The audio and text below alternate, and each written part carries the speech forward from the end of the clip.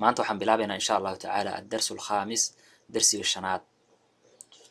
darsiga shanaad waxyaaba badan ayaan ku baran doonaa. waxyaabaha aan ku baran doono waxaa ka mid ah alidaafa, idaafada maxaa la yihahdaa, iyo sidoo kale hunaa, hunaaka, hunaa halkan ah, hunaaka halkaas, taxta oo hoos ah. waayahay idaafada ama tiirinta ayaan ku baran doonaa. sidoo kale kitaabu muxammadin, muxamed kitaabkiisa. kitaabu waa mudaaf, muxammadinna waa mudaaf ilayhi. kitaab waxa waaye la tiiriye, midka la tiirinayo waayo. muxammadinna waa loo tiiriyihii waa mudaaf ilayhi. mudaafka sidiisaba tanwiin ma qaata asiga, hal shaqal ayaa la saaraa mudaafka. mudaaf ilayhigana isaga mar walba wuu jaran yahay oo waa hoos dhigan yahay. mudaafka sidoo kale al ma gasho, al ma gasho mudaafka, oo alkitaabu lama dhihi karo. mudaafka sidiisaba al waa ka mamnuuc. meeshaan xiwaar ayaa ka bilaabanayo. saciidun iyo yaasirun ayaa sheekeysanayo. saciidun, saciid wuxuu yidhi akitaabu muxammadin haada yaa yaasiru, ma kitaabkii muxamed baa kani yaasirow?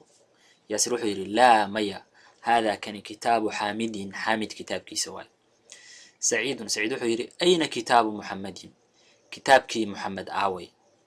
yaasir, yaasir wuxuu yidhi huwa cala almaktabi, miiska ayuu saaran yahay. hunaaka halkaas, miiska halkaas yaalo ayuu saaran yahay. hunaaka waa maxay aan dhahnay? halkaas. hunaana waa halkan. waxyaabaha darsigaani aan ku baranayn ayay ka mid tahay.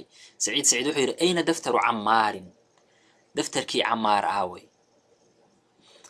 mar walba waxaan dhahnay mudaafka tanwiin ma qaato, mudaafu ilaygana wuu jaran yahay ama wuu hoos dhigan yahay. mudaafka al waa ka mamnuuc.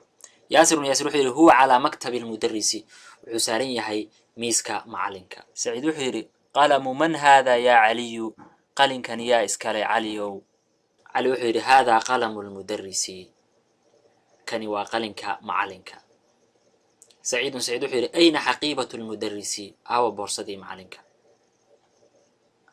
caliyun, cali wuxuu yidhi hiya taxta almaktabi, waxay taalaa miiska hoostiisa. boorsada macalinka waxay taalaa miiska hoostiisa.